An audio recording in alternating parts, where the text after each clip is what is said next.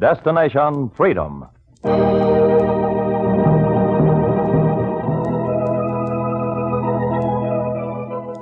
Destination Freedom, dramatizations of the great democratic heritage of the Negro people, is brought to you by station WMAQ as a part of the pageant of history and of America's own Destination Freedom.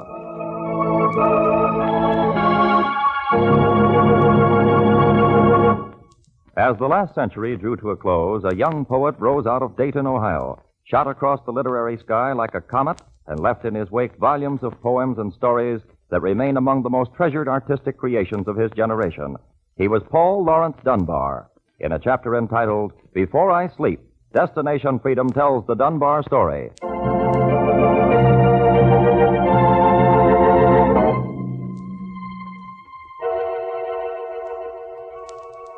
The pains first found me that day in Dayton when I raised my hand in the high school classroom. On that day, I volunteered to read Shakespeare in the auditorium. On that day, I met my doom and my redemption. It came about this way. Paul, did you have your hand up? Paul. Yes, sir? Is something biting you? Do you have to screw up your face that way? No. There'll be none of that. Paul? Paul, will you or will you not volunteer to memorize some of Shakespeare's poems to read to the Parent Teachers Association Wednesday night? Yes, sir. For the school's honor student, the class poet, you get oddly inarticulate at times. Will you find your voice in time to do justice to Shakespeare and to Central High? Yes, sir. Now listen. Be sure you look over your Shakespeare volumes carefully. I listened. Memorize. I listened. I strained my ears so that I could forget the odd pain that was slicing through my body. And even though I didn't know from where it came, I knew when I stood with Mother before the Dayton doctor where it would take me. Mrs. Dunbar, it'll take your son to an early grave unless you're careful. No, Doc. Well, now, there's nothing to be alarmed about. Consumption is curable. You take him out west somewhere and give him plenty of rest and sunshine, let the fresh air wash off some of the dirt of Dayton, he'll outlive Methuselah. Somehow, you've got to get him to a different climate. How? Well, unfortunately, I can only write out the prescription. I can't see that he gets it. Paul's an honor student. He'll think of a way himself. He'll earn enough money to carry you both out there, won't you, Paul? Somehow. Somehow. Good boy. Well, this won't interfere with your schoolwork. Say, word's gotten around that you're going to recite Shakespeare again at the PTA meeting, Paul. Well, you're a natural-born orator, son. I'll be there to hear you. Head up. Look alive. The world looked brighter. I wanted to stay alive, to know the world and have it know me. Mom went home much relieved. I went to my room and thought about the PTA assignment.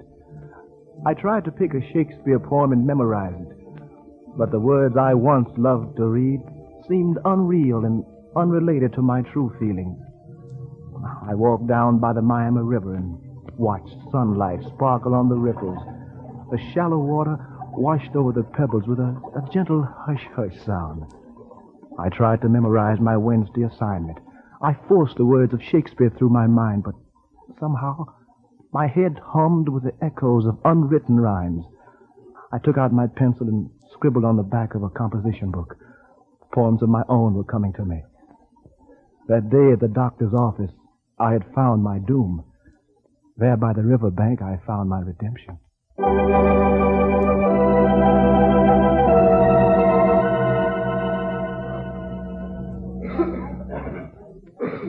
And now, ladies and gentlemen, attention, please. Thank you. Now we'll hear from Central High's honor student, Paul Lawrence Dunbar, who will recite a selection from the writings of the immortal William Shakespeare.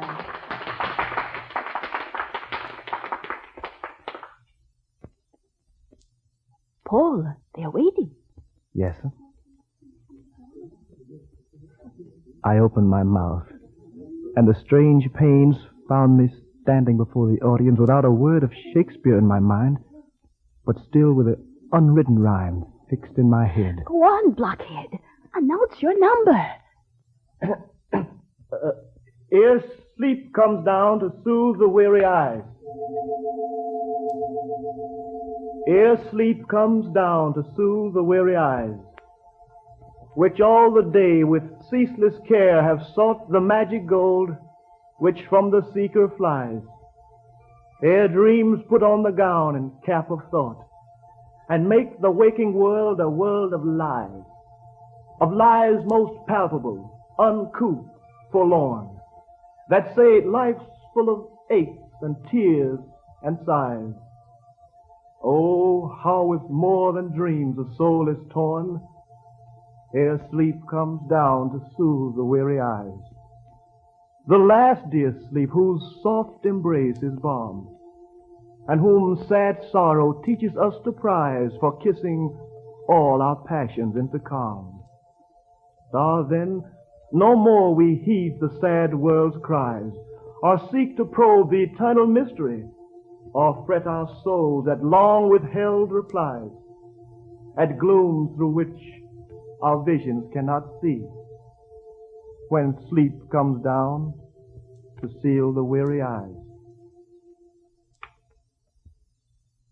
After the polite applause, after the audience had gone home to sleep and forget the evening, the teacher looked puzzled and stopped me before I left the building. Paul? Yes, sir? Your recitation was well received. I didn't know you knew that particular Shakespearean piece. You can never tell what you can do until you try. Now, can you? No.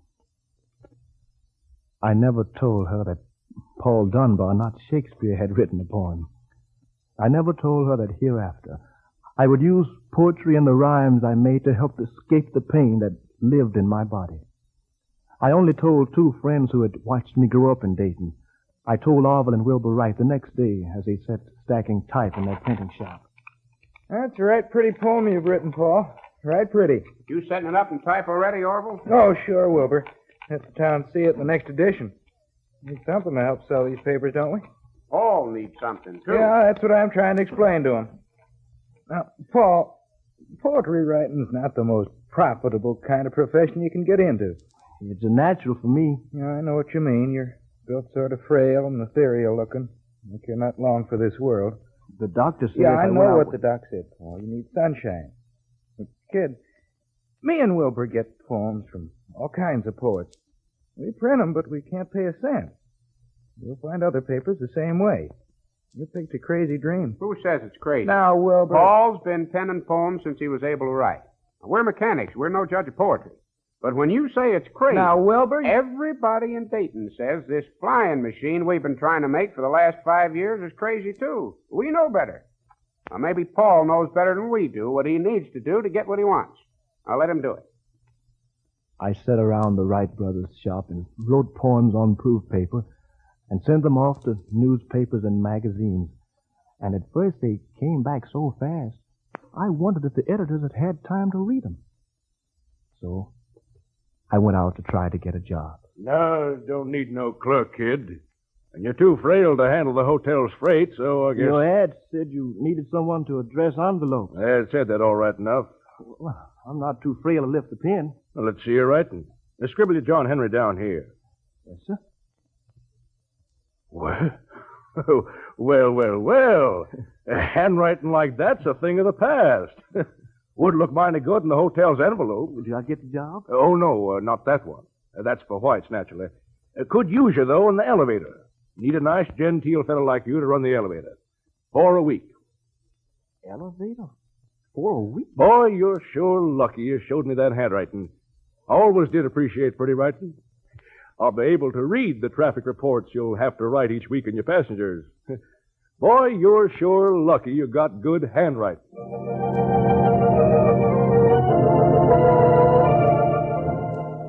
Somehow, as I went to sit in my dark cage, I didn't feel very lucky.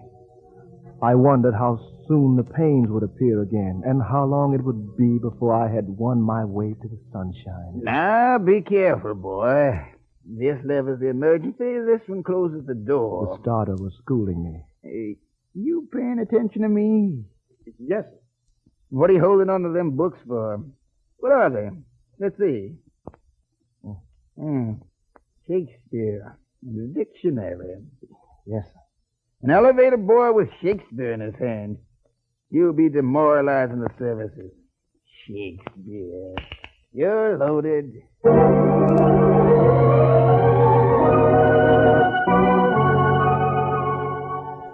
I set about the job of lifting a few human tons up and down the 23 floors of the building. In my spare moments, I scrawled down rhymes that sang inside me and penned verses about the passengers I glimpsed for the few blank seconds they stood suspended in my cage. I was quiet. I was calm about my work, though I knew the longer I lived away from the sunshine, the more certain was my doom. And sometimes I worked feverishly over the poems that kept coming back from the publishers. And while some crashed through and landed in a column here and there, the price they brought would not buy much sunshine.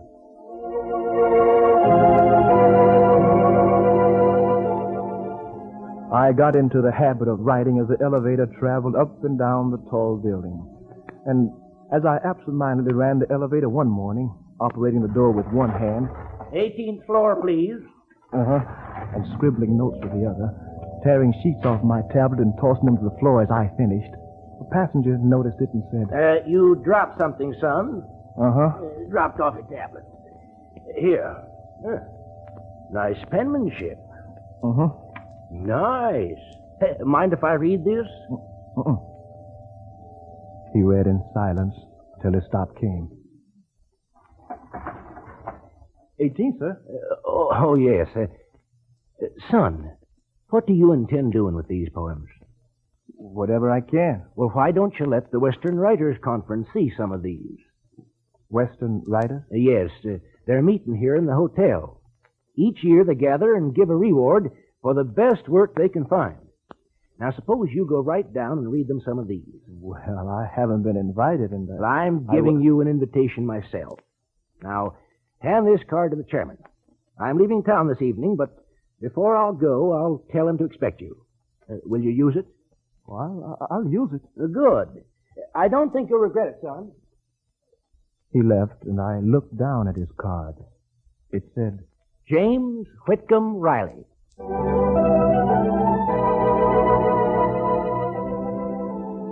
The next morning, after I had transported my passengers to the conference, I asked the starter if I might go in for a few minutes. Oh, what? Well, I'd sort of like to see if they like my poetry. Your poetry. Some of the best poets in the country in there already. They don't need no amateurs. Can I take off? Well, make it quick.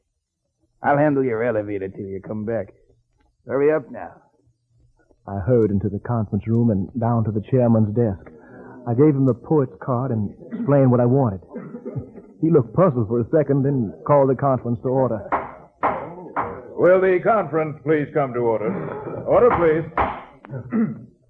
Our good friend, Mr. Riley, has just sent in a protege to read some of his own original poems to be considered for the grand prize. Well, sir, I wasn't aiming at the grand prize. No. If Mr. Riley sent you, I'm sure you're well qualified. Name and occupation, please. Well, I run the elevator. Oh, yes, of course you do. Is the conference willing to tolerate another of Mr. Riley's practical jokes? All right. Well, boy, read your work. I picked a poem I had written when I had felt a surge of confidence come over me. Night is for sorrow and dawn is for joy, chasing the troubles that fret and annoy. Darkness for sighing and daylight for song, cheery and chaste the strain, heartfelt and strong.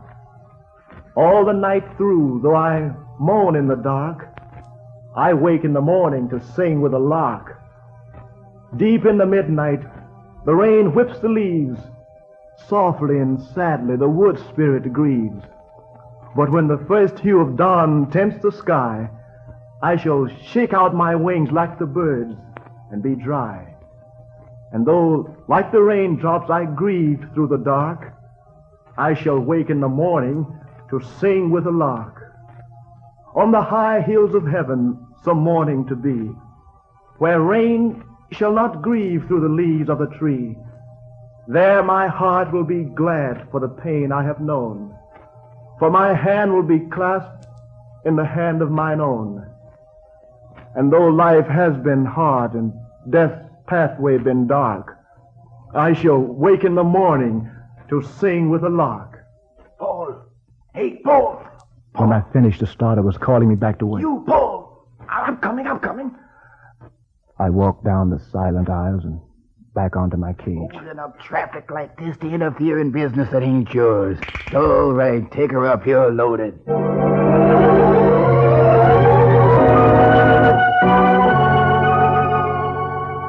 I went on taking up my loads, but I had seen the open mouth of the chairman of the conference and the rapt faces of the gathering, and somehow I was not surprised when the next day a passenger entered the elevator. Floor, please. Never mind that, young man. I came to give you a medal you won. Metal? For yesterday's poem. Unanimous decision of the committee. It was the best we've heard. No money attached to the award, but hereafter I think you'll find it easier to get your work printed. He pinned a medal on me as the elevator rose to the top floor. I took his advice and went home and collected the piles of manuscripts and put them in a bundle. I rushed down to the print shop of the Wright brothers, and they looked through the poems, and Arvel said, Yeah, you won the medal fair and square, all right, Paul. We'd like to print every one of them. But what about a book? Yeah, true. It'd be better if they were printed in a book. It'd sell better if people would read them and keep them. Oh, only thing... Yes? Well, Wilbur and I have sold out the shop. Oh. Well, where are you going? Well, we got enough to try another experiment with that flying machine. We can't afford to experiment with your poetry. I see. Well, I wish you luck. No, just a minute. No, we can't do it, but why don't you try the old man? You mean your father, Bishop Wright? Yeah. He's still head of the United Brethren Publishing House on 4th and Main. Try the old man. I hurried up to 4th and Main with my bundle under my arm. I got inside just as it was about to close. Oh, the bishop's not here, kid. Left town an hour ago. Won't be back till fall. Sorry. I turned and went down the hallway past the desk where sat the editors with their heads bent over books and proofs. And as I was about to leave, one looked up. Say, Yes? you the kid who runs the hotel elevator? The same. You got any more poems like the one you read before the conference, or was that an accident? Well, if it was, I can make it happen again. Now, let's see. I put down the scribblings on his desk. He searched through them and finally answered. It wasn't any accident. I'll tell you what. Suppose I pay for the publishing of the book and we split the profits. Well, you talked me into it.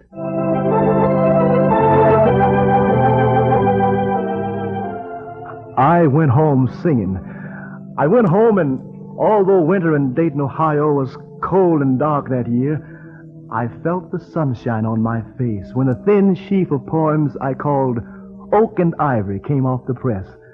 I went up and down the Dayton streets and sold enough copies of the book to buy my way to a better job in Chicago.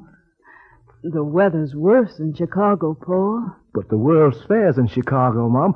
Frederick Douglass is up there. And if he likes the book, he'll tell the folks at the fair. And if they buy it, I can... Now, don't build your hopes too high.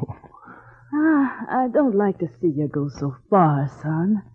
Only, I know if they buy it, you can buy yourself a longer life. Well, go on, Paul. The better you write, the longer you live. She said it that way. She faced it. And I went to Chicago and worked at the World Columbian Exposition of 1893 with Frederick Douglass.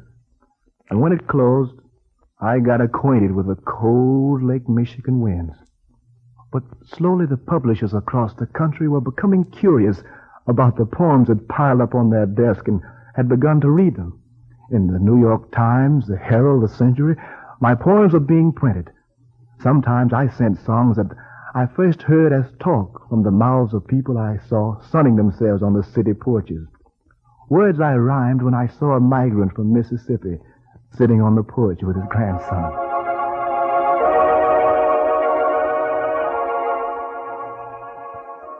Little brown baby with sparkling eyes, come to your pappy and sit on his knee. What you been doing, sir? Making sand pies? Look at that bib. You's as dirty as me. Look at that mouth. That's molasses, I bet. Come here, Mariah, and wipe off his hands.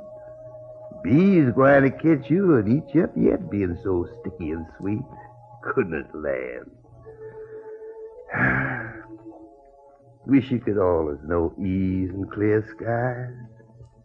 Wish you could stay just a child on my breast, little brown baby with sparkling eyes.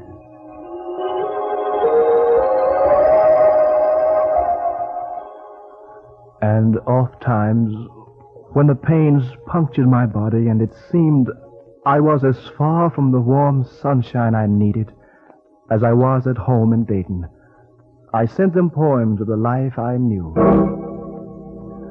A crust of bread and a corner to sleep in, a minute to smile and an hour to weep in, a pint of joy to a peck of trouble, and never a laugh, but the moans come double.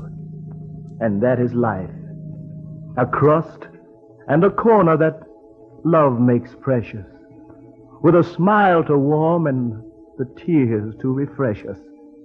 And joy seems sweeter when cares come after, and a moan is the finest of foils for laughter. And that is life.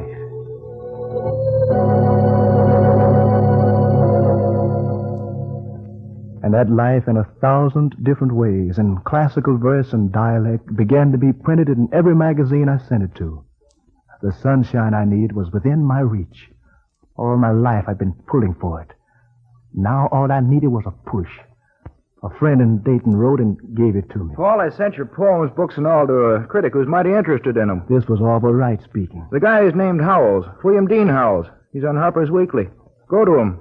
Maybe he can turn on the sunshine.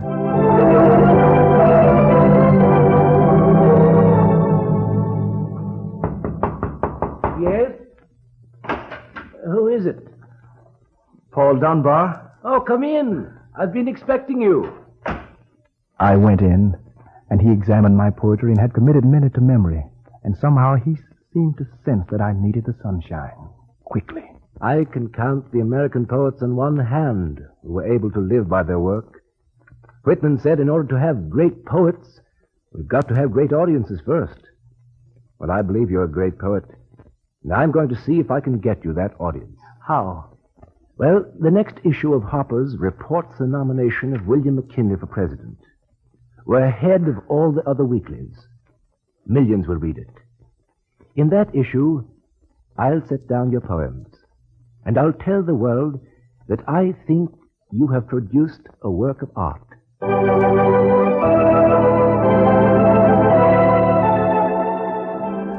Thereafter, the going was easier. I even envisioned marriage. The pain seemed to subside, and knowing there would be plenty of time to rest and grow well and strong, I tarried on the way. I've come all the way to Chicago to warn you, Paul. Unless you go west soon, maybe too late. Sure, Doctor, and I thank you for it. But I thought you'd come to advise me on my marriage. I'll advise you on that, too. Unless she's a woman who has the patience of Job and is willing to wait a long time for you to grow strong again, it won't last. The truth is, son, you seem to have been brought here on this earth to bring joy and beauty to it, but I doubt if very much will come to you. I doubt it. You've tarried too long.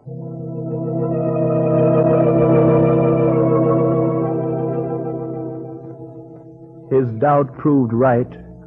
I had tarried too long, and when it seemed that all the country was calling for my poetry, and when I could afford all the sunshine in the West, the fame, the fortune had come too late to heal me. And across the country I went and wrote even faster and more feverish, while the pain I had first felt the day I volunteered to recite took control of my body. Buddy, you know what's really wrong? In a Chicago tavern, a barkeep had a remedy. You pay too much attention to them sawbones and pill pushers, and you'll wake up dead and won't have a bit of fun for all your dying. Is that so? Gospel. Now, I got a little tonic here. Best little tonic in the world for consumption and for what ails, yeah? Yeah? Sure. Here, let me pour you a drink. Now, one for me. Look at that. The pure green. No, I really shouldn't. Huh? I've got a lecture to do in Evanston tonight, and I don't Man, they'll appreciate you even more. Bottoms up? Bottoms up. And so I found a way to escape from the pain, and I drowned myself in drink. And I went to the lecture and gave Evanston one it never forgot or forgave.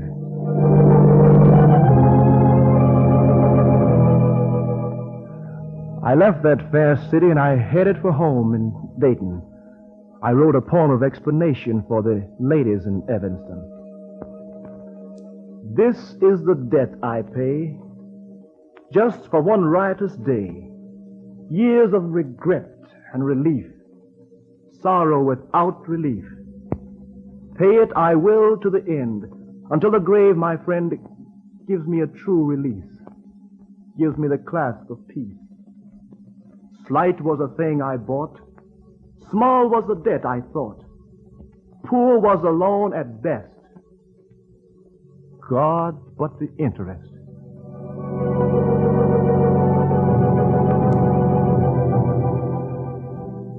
And back on the streets I had walked when I was a child.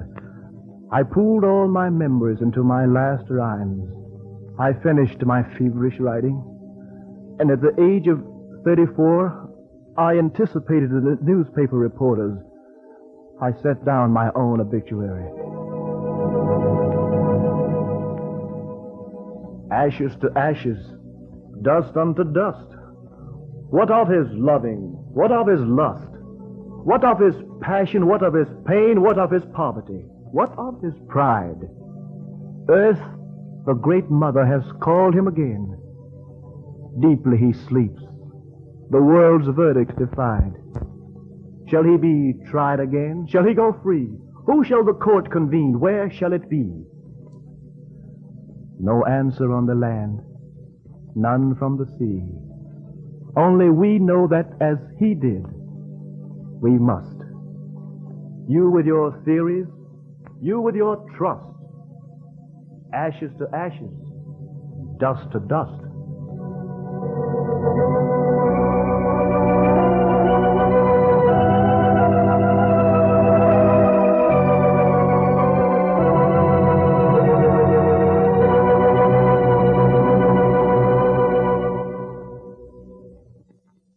You have just heard Destination Freedom's dramatization of the story of Paul Lawrence Dunbar, noted lyric poet.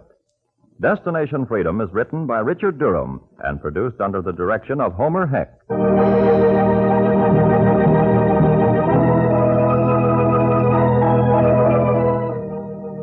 The role of Paul Lawrence Dunbar was played by Fred Pinkard. Others were Wezlynn Tildon, Dean Olmquist, Oscar Brown Jr., Cliff Norton, Jess Pugh, and Russ Reed. The special music was composed by Emil Soderstrom and was played by Elwyn, Owen, and Jose Bethancourt. This is Charles Chan inviting you to be with us again next week when Destination Freedom will tell the story of the Negro religious leader, Richard Quinn Allen.